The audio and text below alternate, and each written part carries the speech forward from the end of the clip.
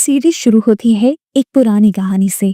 कहा जाता है कि इस दुनिया में 99 ऐसी मैजिकल कीज यानी जादुई चाबियां मौजूद हैं जिनके अंदर शैतानी ताकतें यानी मंत्रा पावर्स छुपी हुई हैं। लेजेंड कहता है कि अगर कोई इंसान इन सारी 99 कीज को इकट्ठा कर ले तो वो इस दुनिया का गॉड बन सकता है। वो इतना ताकतवर हो जाएगा कि पूरी दुनिया उसके कदमों में होगी।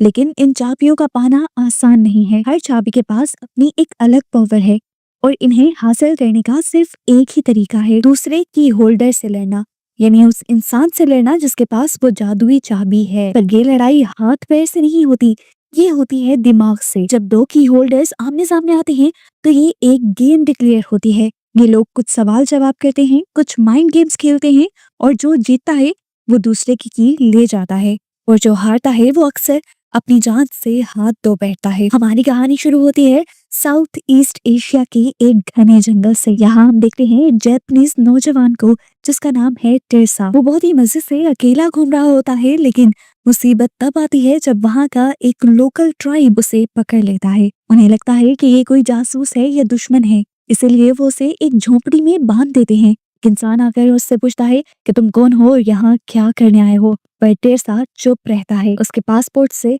उन्हें इसका नाम पता चलता है। इस टाइम हमें पता चलता है कि इस गांव का माहौल बहुत ही ज्यादा खराब है। गांव में पानी की इतनी कमी है कि कई दिनों से किसी ने पानी नहीं पिया। यहाँ की सारी नदियां तालाब सूख चुके हैं और लोग मर रहे हैं। इसलिए गांव वालों की बातें सुनते हुए टेरसा नोटिस करता है कि उसके गले में लटकी हुई पुरानी चाबी अचानक से हिलने लगती है। वो चाबी साउथ डायरेक्शन की तरफ इशारा कर रही थी। ये देखकर टेरसा यहाँ के लोगों को कहता है कि अगर तुम लोग साउथ की डायरेक्शन में खुदाई करोगे तो तुम्हें पानी मिल जाएगा। वैसे तो यहाँ के लोगों को उस पर एतबार नहीं था, लेकिन जगह जगह खुदाई वो पहले ही कर चुके थे। ये उनके लिए एक उम्मीद ही सही। वो जब उसकी बताई हुई जगह पर खुदाई करते हैं तो एक मिरेकल, एक चमत्कार हो जाता है। वहां से साफ पानी निकलना शुरू हो जाता है और ये देखकर पूरा गांव जश्न मनाने लग जाता है। लीडर की आंखों में आंसू आ जाते हैं और वो टेरसा से माफी मांगता है और कहता है कि हमने तुम्हें गलत समझा, तुमने हमारी जान बचाई है, मांगो क्या मांगते हो। टेरसा उन्हें बताता है कि मैं एक एंशिएंट की तलाश में हूँ, एक पुरानी चाबी की तलाश में हूँ। गाँव वालों के पास एक बहुत ही पुरानी और कीमती चाबी थी। गाँव में आने वाली किसी मुश्किल के वक्त उसे बेचने के लिए रखा गया था, पर अब क्योंकि गांव की सबसे बड़ी मुश्किल टेरसा ने ही ठीक की थी तो ये लोग उसे चाबी देने के लिए मान जाते हैं। टेरसा वो चाबी उन्हें ही वापस कर देता है और कहता है ये वो चाबी नहीं है जिसे मैं ढूंढ रहा हूँ। इससे हमें पता चलता है कि टेरसा किसी खास मकसद से निकला है। टेरसा वहां से निकलता है और हमें उसका फ्लैशबैक दिखाया जाता है। इस टाइम वो अपने डैड को याद कर रहा था।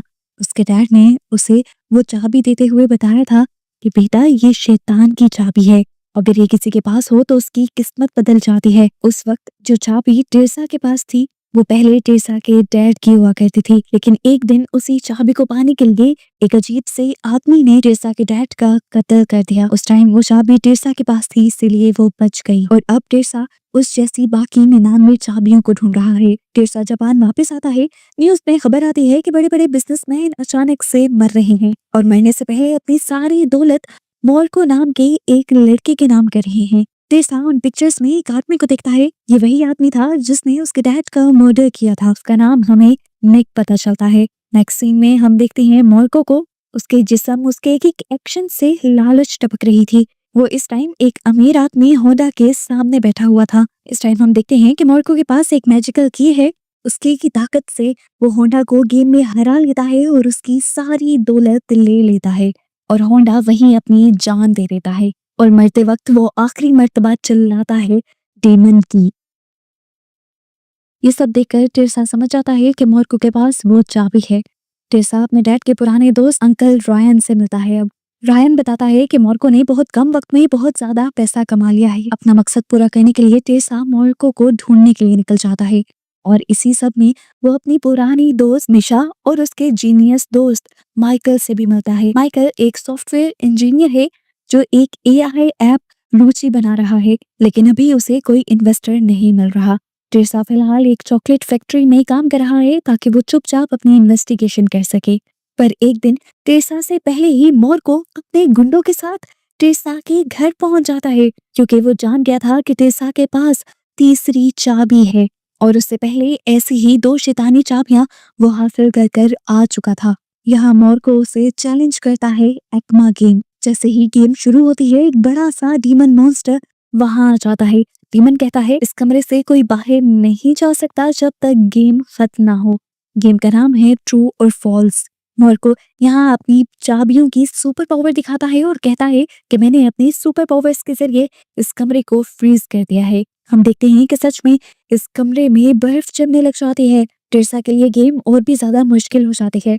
एक तो उसे हर सवाल का सही जवाब देना था और अब उसने वो जवाब कम वक्त में भी देने थे, नहीं तो यहाँ पर ठंड से उसकी जान चली जाती। टिर्सा एक कॉइन कप के नीचे छुपा लेता है और मॉर्को से सवाल करता है कि क्या कॉइन इस कप के नीचे है या नहीं। हालांकि मॉर्को ने देखा था कि खुद टिर्सा ने वो कॉइन कप के नीचे से हटा लिया था, पर उसे जल्दी नहीं थी जवाब देने की। उसने सोचा कि जरूर इस कप के नीचे दराज है, उस दराज में कोई सिक्का हो सकता है या फिर टेबल के नीचे चिपका हो सकता है या जमीन पर गिरा हो सकता है। टिर्सा उसे चीट करना चाह रहा है। यही समझते हुए वो जवाब देता है कि हाँ, इस कप के नीचे एक सिक्का है, पर वहाँ कोई सिक्का नहीं था और इस तरह टिर्सा को एक पॉइंट मिल जाता है। अगला सवाल मॉर्को पूछता है कि क्या इस जगह के 1 किलोमीटर के रीजन में कोई 4 बड़ी दुकानें हैं। टिर्सा ध्यान लगाता है और अपने दिमाग में देखता है कि 4 तो नहीं, यहाँ पर 7 दुकानें हैं। वो कहता है हाँ, यहाँ पर दुकानें हैं, लेकिन मॉन्स्टर उसके जवाब को गलत मान देता है और टिर्सा बहुत ही ज्यादा कंफ्यूज हो जाता है। अगली बारी टिर्सा की थी।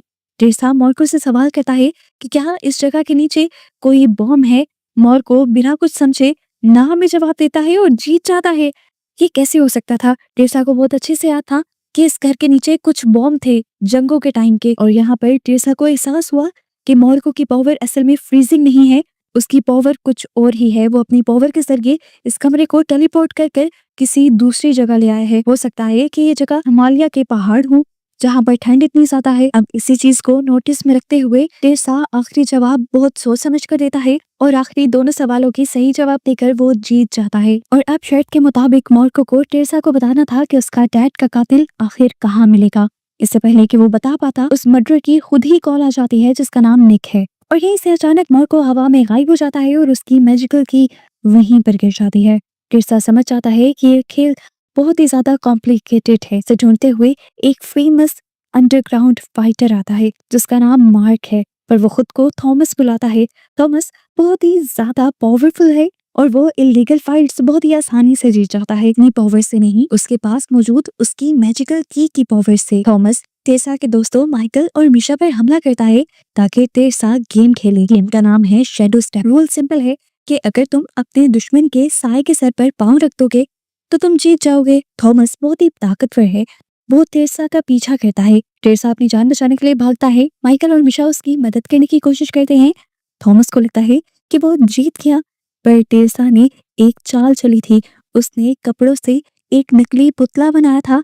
जब थॉमस उस नकली पुतले के साए के सर पर पांव रखता है, उसी वक्त टिर्सा अपनी पावर से टाइम को फ्रीज कर देता है और थॉमस के पीछे आकर उसके साए के सर पर खड़ा हो जाता है और इस तरह टिर्सा ये गेम जीत जाता है। यहाँ टिर्सा की अच्छाई दिखती है, वो थॉमस को मारता नहीं है और उसे छोड़ देता है। बातें करने पर पता चलता है कि थॉमस भी बुरा आदमी नहीं है। असल में उसकी माँ, बहन और बाप को उसी मिस्टीरियस ग्रुप ने मारा था और वो कीज इसीलिए कलेक्ट कर रहा था ताकि वो अपना बदला ले सके। जब दोनों को पता चलता है कि उनका दुश्मन एक ही है, निक, तो थॉमस टिर्सा का बॉडीगार्ड और सबसे लॉयल दोस्त बन जाता है। इन्वेस्टिगेशन करते हुए ये लोग निक की कंपनी तक पहुंच जाते हैं। निक बहुत खतरनाक है। वो यहाँ पर एक सीधा अटैक करता है और मिशा की माँ और भाई को किडनैप करवा लेता है। वो उसे धमकी देता है और कहता है कि अगर तुम अपने माँ और भाई को जिंदा देखना चाहती हो तो मेरे सीक्रेट आइलैंड पर आओ एक ग्रैंड टूर्नामेंट के लिए। टिर्सा, माइकल, मिशा और थॉमस सब अकेले अकेले उस आइलैंड पर जाते हैं। ये आइलैंड किसी किले जैसा है जहाँ हवा में ड्रोन्स उड़ रहे हैं जिनमें बॉम्ब्स लगे हैं। अगर कोई गेम हारा या भागने की कोशिश की तो ड्रोन्स उसे उड़ा देंगे। यहाँ टिर्सा का मैच होता है एक यूकी नाम की लड़की के साथ। यूकी एक फेमस सिंगर है और उसके पास भी एक की है। उसका गेम है ट्रेजर हंट। एक कमरे में बहुत सारी टेबल्स हैं और एक कॉइन छुपाना है इन्हें। दूसरे को गेस करना है कि कॉइन कहाँ है। यूकी के पास एक यूनिक पावर है, सुपर हियरिंग। वो इतनी तेज सुन सकती है कि दूर से कॉइन रखने की आवाज भी सुन ले। वो हमेशा सही गेस करती है और टिर्सा हारने लगता है, पर टिर्सा दिमाग लगाता है। वो देखता है कि कमरे में एक फायर अलार्म है। अपने कॉइन छुपाने वाले टाइम पर सही वक्त पर टिर्सा वो अलार्म बजा देता है जिसकी आवाज इतनी ज्यादा तेज होती है कि यूकी के कान सुन्न हो जाते हैं और वो कॉइन रखने की आवाज पहचान नहीं पाती। उस चोर में टेसा टाइम फ्रीज करता है और कॉइन की जगह बदल देता है।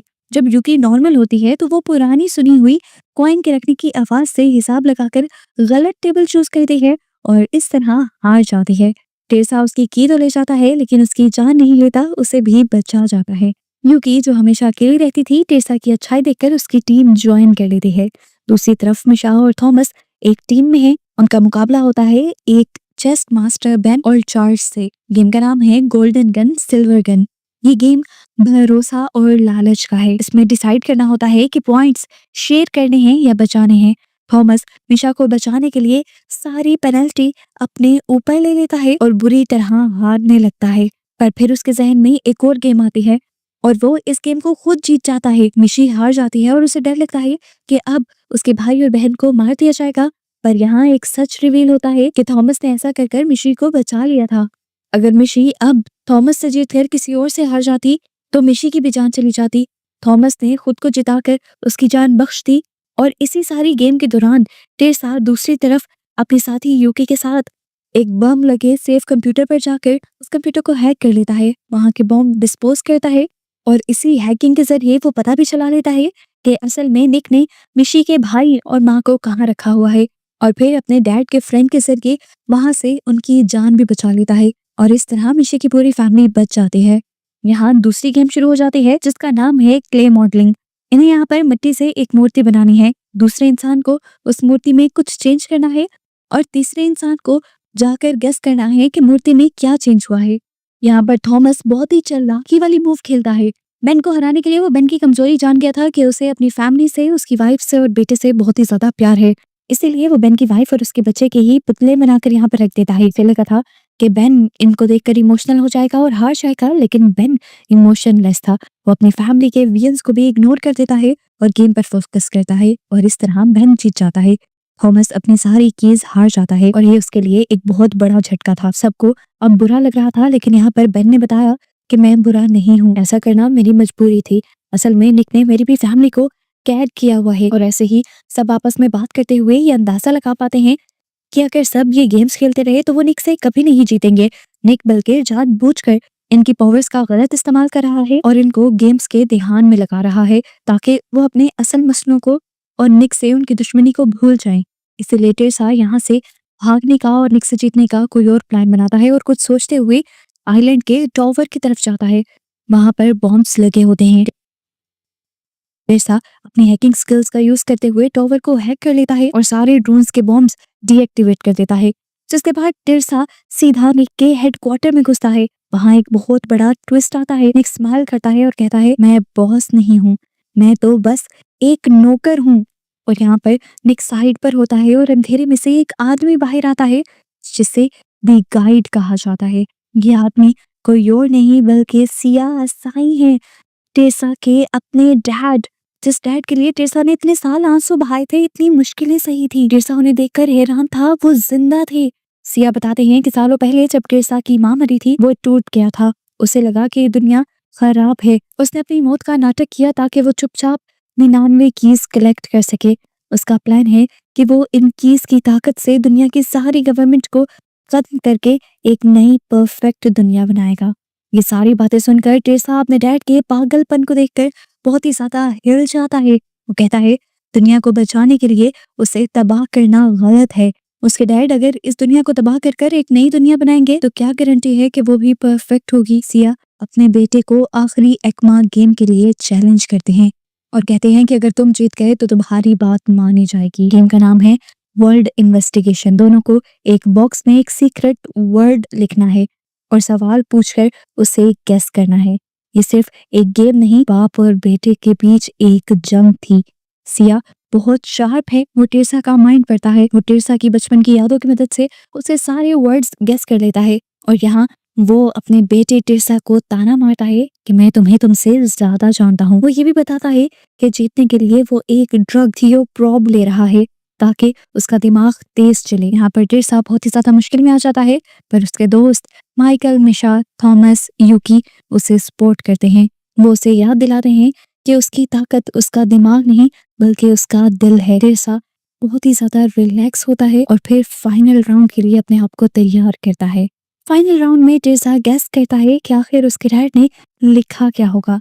वो रियलाइज करता है कि उसके डैड उसी ड्रग्स का नाम लिखेंगे जो वो ले रही हैं, थियोप्रोप। टेरेसा का जवाब सही भी निकलता है, उन्होंने उसी ड्रग का नाम ही लिखा था। और अब दोबारा से बारी आती है सिया की, उसे टेरेसा का वर्ड गेस करना है। सिया सोचता है कि टेरेसा इमोशनल है, उसने अपनी दादी का नाम लिखा होगा, पर यहाँ टेरेसा ने नाम में सर हिलाया। उसने यहाँ पर जो वर्ड लिखा था वो था चोकोमैक। सिया हैरान हो जाता है, फिर उसे याद आता है कि चोकोमैक उस चॉकलेट का नाम था जो टेरेसा की माँ घर पर बनाया करती थी और टेरेसा को बहुत ज्यादा पसंद थी। हालांकि वो परफेक्ट नहीं थी, सस्ती थी, पर उसमें माँ का प्यार था। ये वर्ड उन सारी खुशियों का सिंबल था जो सिया पावर्स के पीछे भागते हुए भूल गया था। सिया को एहसास होता है कि वो गलत था, वो हार मान लेता है खुद ही से और ऐसे टेरेसा अब सारी 50 कीज का मालिक बन जाता है और डीमन को ऑर्डर देता है कि वो इस दुनिया में होने वाले सारे हमले को रोक दें। इस तरह उसकी इस कोशिश से दुनिया बच जाती है, लेकिन निक जो ये सब देख रहा था पागल हो जाता है। वो गुस्से में अपनी गन निकालता है और टेरेसा पर गोली चला देता है। ठीक उसी पल सिया अपने बेटे के आगे कूद जाता है और गोली सिया अपने सीने में खा लेता है जो पहले उसके बेटे को लगने वाली थी। ये देखते हुए अब निक इस आइलैंड का सेल्फ डिस्ट्रक्शन बटन दबा देता है और यहाँ से भाग जाता है। मरते हुए सिया अपनी गलती मानता है। वो कीज का बैग टेरेसा को देता है और कहता है, जाओ बेटा, कंबोडिया में एक टेम्पल है, वहां इन सभी कीज को हमेशा के लिए डिस्ट्रॉय कर देना। सिया मर रहा था, टेरेसा उसे बचाना चाहता था, पर सिया कहता है, नहीं, तुम मुझे बचा नहीं पाओगे, तुम मुझे यहीं मरने दो। ये बातें सुनकर टेरेसा रोने लग जाता है, इमोशनल हो जाता है। एक और मर्तबा वो अपने बाप को खोने जा रहा था, बिल्डिंग गिर रही थी, वो मर जाता। मुश्किल से माइकल और थॉमस उसे खींचकर बाहर ले जाते हैं। वो बोट में बैठकर भागते हैं और पीछे वो हेडक्वार्टर धमाके के साथ तबाह हो जाता है। कहानी खत्म होती है कंबोडिया के जंगल में। टेरेसा अकेला नहीं है, थॉमस और उसके दोस्त इस टाइम उसके साथ हैं। इस टाइम उनके पास 50 कीज हैं और वो जानते हैं कि सफर अभी खत्म नहीं हुआ। ये 50 कीज डिस्ट्रॉय करने के बाद इन्हें बाकी भी कीज ढूंढनी होंगी और उन सबको भी डिस्ट्रॉय करना होगा। टेरेसा आसमान की तरफ देखता है, अपने मॉम डैड को याद करता है और यहाँ अपने दोस्तों के साथ एक नई लाइफ और एक नए मिशन के लिए निकल जाता है। और ऐसे ही ये सब दिखाते हुए मूवी यहाँ खत्म हो जाती है।